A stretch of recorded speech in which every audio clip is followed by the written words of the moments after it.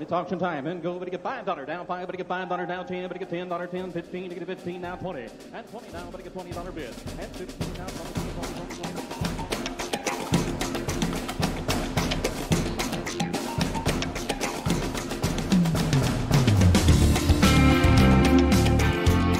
20. And good morning. It's the first inaugural show of the Mike McGavel Jones Show here in Dallas, Texas, broadcasting live from Lincoln Center.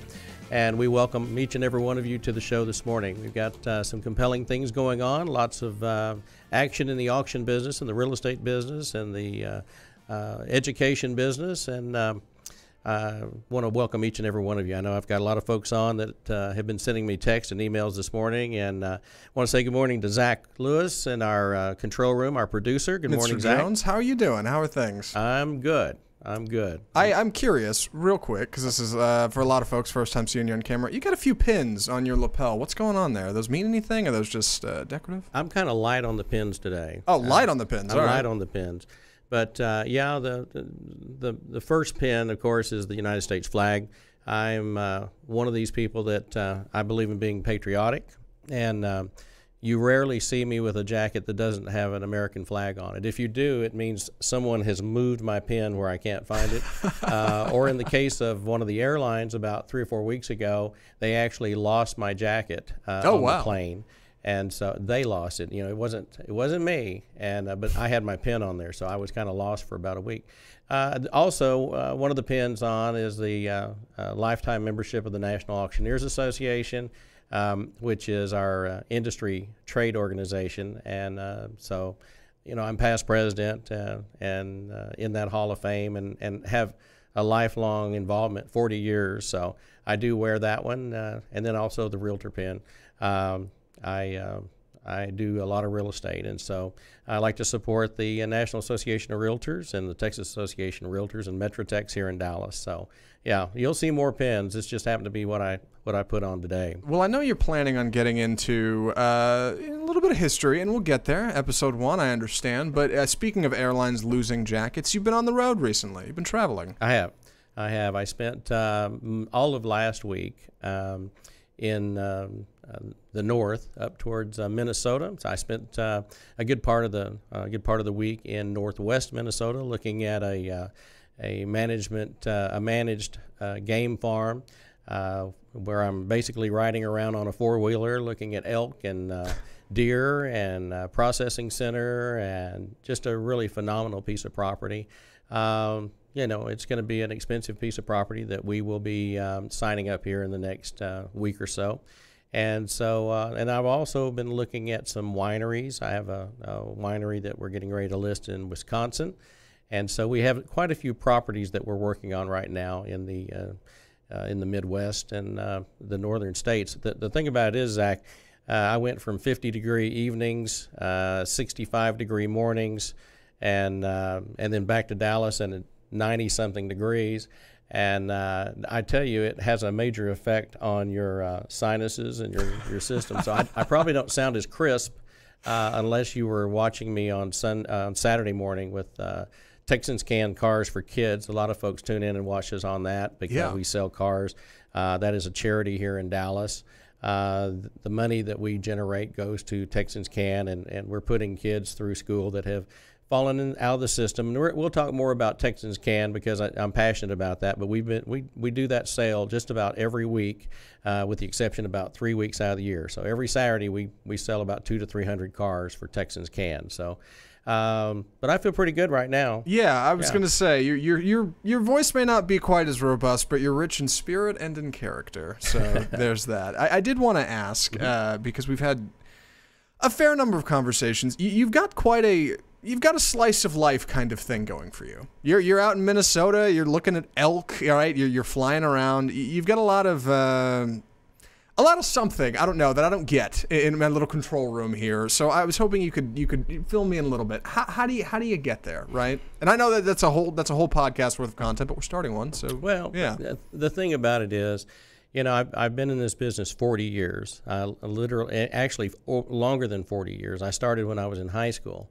And so probably if you looked at all the time that I've been in the auction profession or the real estate business, it goes into about 42 years. But I attended auctioneering school in November of '78, and there's a whole story there. I was a journalism major and had big plans of being in radio and television, and was in radio for about 3 or 4 years while I was starting my auction career. But I think if you're a natural people person and you mix well with folks, it makes you a kind of a natural entrepreneur, and also someone that deals well with individuals. And I've had the great fortune of working with some of the very best people in the business over the years, people that were very professional, who took their game to the higher level. And because of that, it's allowed me to have access to more expensive properties. And that's the reason why last month I was in Virginia looking at about a $15 million to $17 million property, a couple of thousand acres, hotel, restaurant, pizza place, the whole package. And then also on a mountaintop in Virginia, where I'm, this is one of these individuals that just has a tremendous amount of money, has several businesses, needs to sell the property, wants to sell the property, and it's going to take a very unique individual or group that's going to buy these properties. So a lot of the properties that I deal with are higher end properties with high profile individuals who are very successful in business, or they could be an athlete, they could be someone that is very philanthropic, people that you've heard of, people that but getting in their door is hard, and I've been very fortunate to get into those. But at the same time, Zach, I have a property down in Normandy, Texas, which is, if you drive from Dallas to Houston and you stop off at Buc-ee's in Madisonville. I've made that drive many a time. I can't go there without stopping there. It's kind of the law. And so I've got about a 165-acre piece of property there right now for sale for some folks that have had it for a long time, and they're just ready to sell it and travel and enjoy their lives. And then 2 weeks ago, we picked up 100 acres next to WinStar Casino up in Thackerville, Oklahoma. Ooh. And it's for sale, and it's got gorgeous views of Texas and the Red River. And so I've been very, very blessed in business, and I think because of the relationships that I have made over the years, and you'll see this through this broadcast over the next 10 or 12 weeks, what that means. And but I love what I do, and I always say, if you love what you do, it's not work, and I think that serves to be true. Help me define what it is that you do, because I wouldn't think that the average auctioneer is going and looking at properties and riding around on a four-wheeler. That doesn't seem like something to me that would be a thing, but I don't know a lot about this business. So right, you're doing more than just being the guy on stage selling. Clearly, you got the pins to prove it, right? So fill me in a little bit. Yeah. Well, when I first started out in business, we were just a small company, just a mom pop, looking for a deal. First deal I put together was, I think my first actual personal auction was in April the 7th of 1979. It was a consignment sale we put together. The total auction brought in $3,000. The advertising budget was about $50. But there were 100 people there, and while we were doing that auction, we had 2 or 3 people came. They liked what we did, even though we didn't really know what we were doing. They hired us to do estates and sell collections, and so then that moved on to opportunities to sell some businesses. I was very fortunate. My stepfather had met someone with a company called Western Auto Supply Company, which became Advance Automotive. Advanced is still around, but Western Auto was like a mom-pop brand. It was like a Walmart, a mini Walmart. It was like your little bitty Walmart, because they sold everything from shotguns to, beach balls and skates and bicycles. Everybody got their first bicycle at a Western Auto or a White's Auto down in this part of the country. And so anyway, because of that meeting in Louisville, Texas, back around 1980, 81, it afforded me the opportunity to start selling those stores. And so I sold about 300 of those stores. So for about 20 years, we sold a store a week. But while we were doing that in these small towns, this, of course, was a result of Walmart. We started selling other things in that town. So we'd go to sell a Walmart, not a Walmart, but we'd go sell a Western Auto store, And then that would lead to, oh, let's sell the furniture store, or let's go sell the appliance store, or let's go sell the pharmacy. And that went on for about 10 or 12, 15 years. And so we sold Lowe's stores when they were here before and left. We did about 15 of those. A friend of mine from Louisiana sent me an opportunity to do the Montgomery Ward stores in Texas and Oklahoma. So we sold all the distribution centers and the like. And so we progressed like any other small company. We started as a mom and pop selling, knife collections and estate items and trinkets and knickknacks, and then we went on to selling businesses. And then I got my real estate license in 1983, and I think that was a pivotal point, moving on to the higher items and being able to sell a farm and everything there. And then past that, we started doing industrial auctions because a gentleman recommended me to go down and look at some equipment down in New Orleans, or actually Baton Rouge. Met a guy there. It's all about relationships, Zach. And I meet this guy named Dick Ford. He was an appraiser from San Rafael, California, up in the Bay Area. And he says, and he was the past commandant of the San Francisco Yacht Club. His father had been one as well. They have a boat hanging in the San Francisco Yacht Club. So when you start meeting people like that like you, that want to help you, that really it's about other people helping you attain your dreams and goals. And that's what happened. And next thing you know, we're in New Orleans and we're selling the oldest family-owned grocery chain in the United States. Wow. Established in 1868, 1869, called Schwegman. We did that, and at the same time, that moved on to something else, and the General Services Administration called and said, hey, would you be interested in selling FEMA trailers? This is back in 96, 97. Yeah. It was about the same time. And we did about $18 million worth of those at Amon Carter Auditorium, Memorial Auditorium over in Fort Worth at the stock show area. And so it's been a whirlwind. It seems like every 2 or 3 years something big came along, but it was all because of relationships. And I attribute a lot of our success to knowing the right people, and then also my relationship with the National Auctioneers Association and the Texas Auctioneers Association.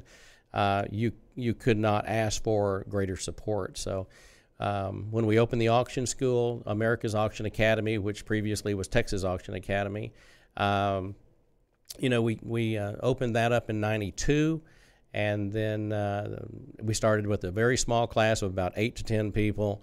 Today, it's America's Auction Academy. We will average around 35 to 45 people, normally about 40 maxes us out. And so that's been rolling along. 3,000 people later, we've trained a bunch of folks. We have some world champions, international champion auctioneers. In fact, our newest international champion auctioneer, Barrett Bray from Oklahoma, is a graduate of the America's Auction Academy. He came through a few years back, I think in 2009, and I plan on having him as a guest here with us in the next 2 or 3 weeks. He'll be in town. We have auction school starting in about a month, and so I'll have a panel of champion auctioneers come in. But like I say, it's all about, it's not me, and it's not one person. It's about all the people that who care enough to help you. And I think if you listen and pay attention to smarter people than you are and absorb that information, it makes all the difference in the world. When I went to auction school, I was fortunate enough that the owner of the school in Kansas City at the time, it was in the stockyards, Dick DeWeese, he kind of took me under his wing and said, look, when you get back to Texas, you need to go see 2 guys. They're auctioneers. One was Joe Small here in Farmers Branch. He lived in Dallas, but he had an auction house in Farmers Branch. And lots of people in Dallas-Fort Worth that are, going to see this podcast and this show would have gone to his auctions because he was the guy that sold antiques and containers and container loads of antiques from Europe and around the country. And so he hired me. And, this was at a time when I got into radio back in '81. I had gone to work for a radio station just to kind of make ends meet. Yeah, it was just a couple years before you started your own shop. Well, I'd started the company. I just wasn't making any money. Okay. And so I thought, well, this would supplement. And it's something I went to college for. Yeah. So the guy says, and this was a little bitty town, Bowie, Texas, KBAN radio, 500 watt, Oh yeah.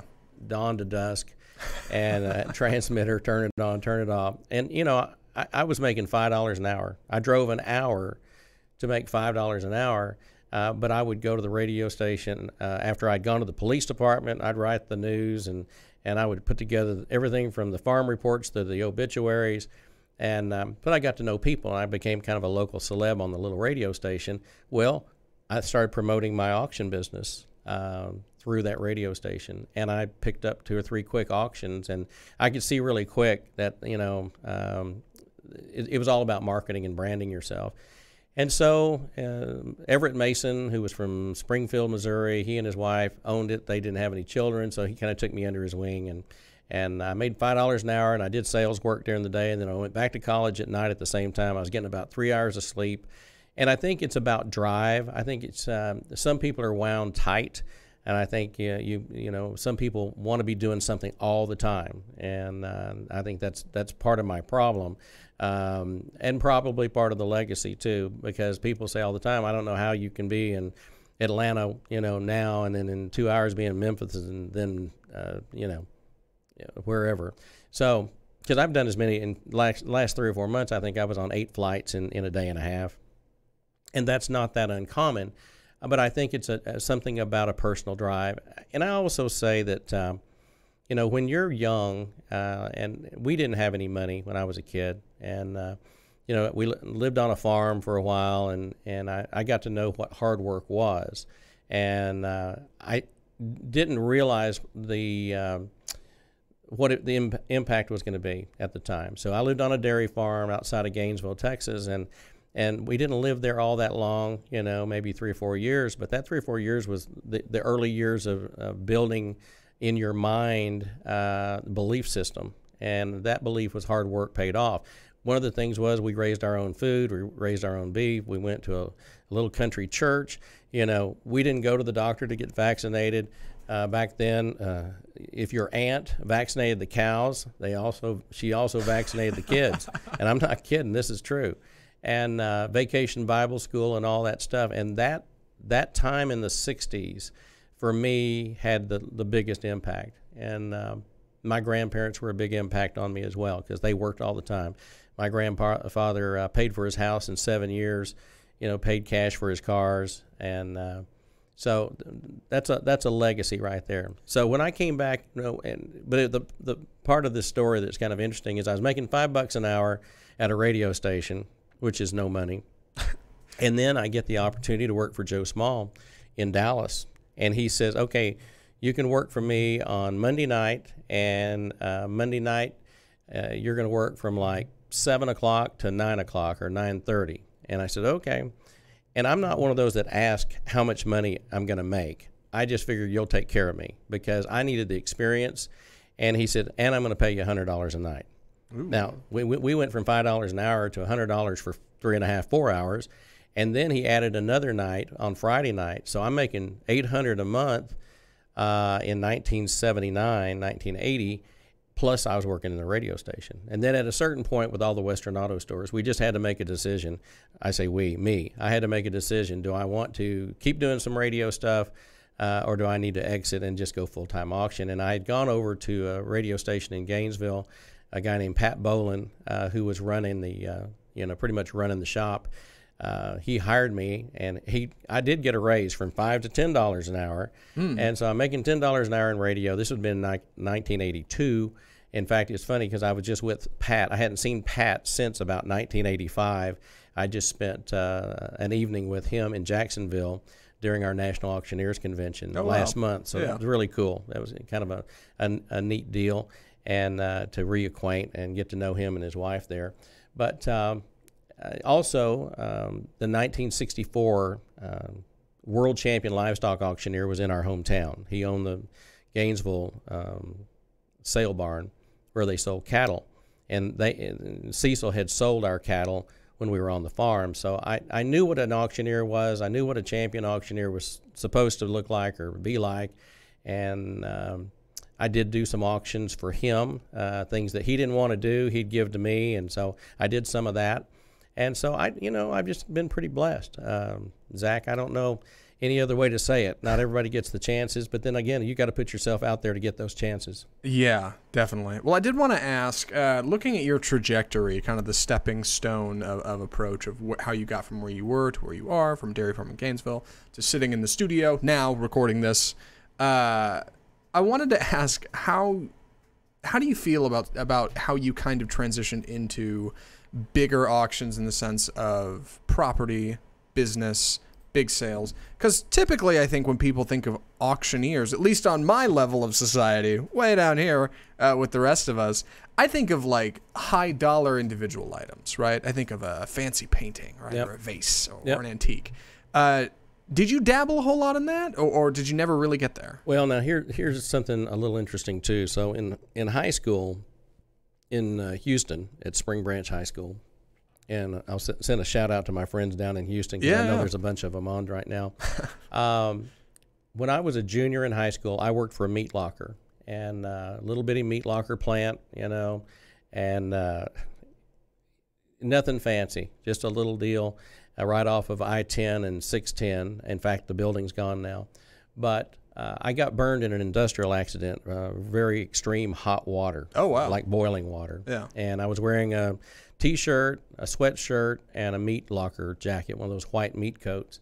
And this water, someone had kind of jerry-rigged a water hose, high-pressure water hose, and they did it with a radiator clamp. So instead of, putting a new hose in, they just fixed it. Well, when they did that nozzle popped off, hit me in the neck, went all the way down inside my shirt, and literally washed my skin off. Wow. The entire neck and my chest.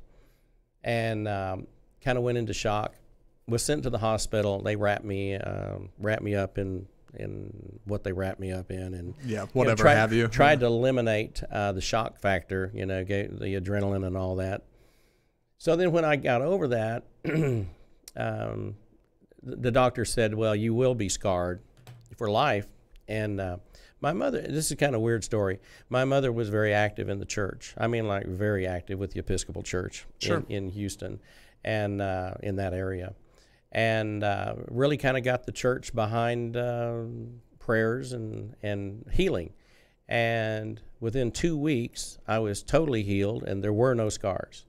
Really? Yeah, and so you can attribute that to whatever you want to, but I'm a believer, so there you go. Anyway, so then she says, well, you want to work. You going back to the meat locker? And I go, no, I'm not going back to the meat locker. No, I may not be bright, but I'm brighter than that. And so she said, well, the auctioneer's looking for help down the street. And this was right off of I-10 and Bingle Road, which was close to our home. His name was Don Mudd. He's still an auctioneer today, but he's probably 85 years old. I know his daughter. She's very active with the Houston Livestock Show and Rodeo and the American Cancer Society. Yeah. And so I see her every year. So it's just like a homecoming for us.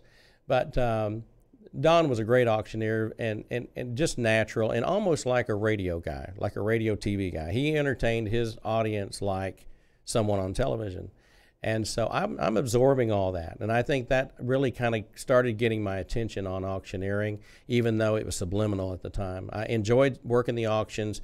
And that his gallery was pretty it was building and growing. And we were selling assets like what you were talking about, rare paintings, very rare musical instruments from the 1700s.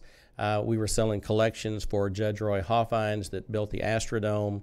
So I mean, this was a pretty substantial opportunity for me. So I started working in a high-end gallery at a time when I really didn't know a whole lot about that marketplace. So I was exposed to that before I ever went to auction school. Okay. And so then when I decided to, after my first year of college, and I was a terrible student, by the way, and in deference to. I do want to mention also today, because today is a big deal in America. If you were watching television this weekend, Senator McCain passed away, and whether you liked his politics or not, he was a patriot. He was somebody that I think most people could look up to. He made some mistakes, but the good thing about that man was he admitted he made mistakes. You know, and there's not a lot of people that'll do that, especially today in Washington. And so, you know, you got an American war hero. You don't see that kind of television coverage unless they're special.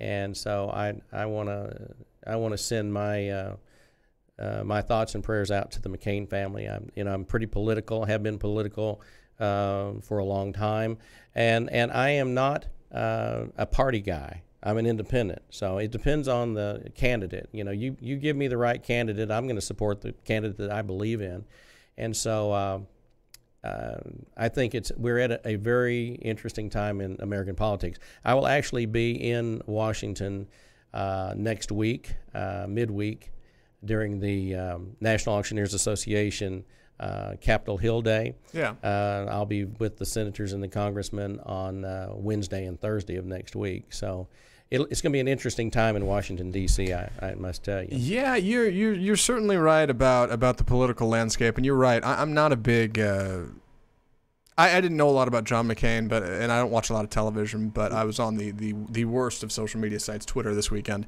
Yep. And just all weekend. It was just constantly links and journalists saying, hey, thanks, and I don't know. He's a big guy. I did want to ask about right before John McCain, and I completely lost my train of thought. I wanted to ask about your steel trap memory, because I don't know if you have one. All right, maybe I'm wrong, but it surprises me to hear you say that you're you were not a great college student, because it seems to me in the business of auctioning, you got to remember a lot of things, and not only that, but not only do you have to remember prices and who said what and who's where, you got to remember items, you got to remember orders, and you not only managed to do all of that, you also remember people in your life. I have a caveat in regard to my bad college days. Okay, please. I didn't want to be in college. All right. I wanted to be doing an auction. And so I was wanting to be in business. I had a full desire to be an entrepreneur. When I was 19, I owned a tire store, 2 convenience stores in Gainesville. At the same time, I was starting the auction company. Wow. So I was a serial entrepreneur at a very young age. And loved the art of the deal and trading and things of that nature. And that was my grandfather's backing. He was a trader, and he loved to do that stuff. He liked to interact with people. And so the funny thing is, my grades were terrible in college. So kind of like John McCain being 6th from the bottom of his class, I can appreciate that. And my, you know, I was so social. And see, I think that's a benefit to what I do. You know, I'm someone that's, I was an English guy. I enjoyed the liberal arts. I was not analytical when it came to algebra. I couldn't spell algebra. That was not my interest. Now, if you want me to figure the commission schedule on an auction at 13.5%, I can probably give you the number pretty quick. So when I went back to college in the early 80s, I was pretty much a straight A student. Because now it was under my terms. It wasn't because I had to be there. It's because I wanted to be there. And so I was taking accounting classes and psychology classes and anything relating to business and people. And so I turned my college career around, but I wasn't a very good student to start with. Now, I will also add this. You alluded to you have to keep up with numbers and people and things of that nature. I often compare what we do to being an air traffic controller. We are landing bids, we are taking the money, we're stating facts, we're recording, we're recommending, so all that plays into it. So we really are like air traffic controllers. We just happen to be doing it with bids, numbers, and dollars. Well, you don't. I don't want to understate, how much the people in your life seem to have influenced you, because you seem to remember them so well. Like you said earlier, you're talking about a family who's got a boat hanging upside down in a yacht club. You're talking about I'm struggling to remember some of the names you said, but at the time I thought, I'm going to remember this. Yep. You don't have that problem. You remember all of these people. I remember things when I was 2 years old. Oh, okay. Now I can't tell you where my keys are right now. I have a terrific recall for my childhood. Yeah. And I do have an excellent recall on people that have influenced my life over the years. Yeah, I'm very sentimental about things like that. Well, that's good. Yeah. I think it's important to remember where you came from. Sure. And we've only got a couple minutes left, so I was curious if you had any thoughts towards that. About? Remembering where you came from, not forgetting the little guy, right? Remember, I mean, that's what this episode was all about, right? One of my favorite lines that I use in auction school and when I make presentations has always been, if you don't forget where you came from, you always have a place to go back to. So I think that's pretty much it. Fairly profound. Do you know who said that? Me. Well, silly me. Yeah, excuse me for thinking a greater man came up with that. Well, gosh, just a minute or two left. Any closing thoughts, I suppose? When can people expect more? Well, I want to tell everybody I appreciate them coming on. This was a lot about kind of my background and stories and things like that. As we move forward in future cast, for example, our next one, we'll probably delve more into specifics. I do want people to know that we're going to be talking about auctions, real estate, training auctioneers, unique properties, things that are going to be, I like current events too. You know, I'm a news junkie. So you're probably always going to hear me say something about what's going on. I will say one thing real quick. It's interesting that we lost McCain, we lost Aretha Franklin, and we also lost Neil Simon yesterday, who's one of the greatest playwrights of all time. Yeah. So, they always say that comes in threes, and evidently that is true. So anyway, we want people to join us every week. We're going to be on every Monday at 10 a.m. It's a 30-minute podcast, and we appreciate you being with us. Sure. You can find us on all your normal channels, iTunes, Google Play, Stitcher, SoundCloud, and on Facebook Live. So go ahead and give us a follow. And follow Mr. Jones on Facebook. Where are you, Mike? Where can people find you? Well, you can see me at Mike McGavel Jones. You can go to Mike Jones, Dallas Auctioneer. It'll pop up. We have United Classic Auctioneers, and we also have America's Auction Academy. So we've got 4 or 5 sites. All right. CS. Sam, Charlie, Sam. All right. Well, Mike, thanks for inviting me on the show. Thanks, Zach.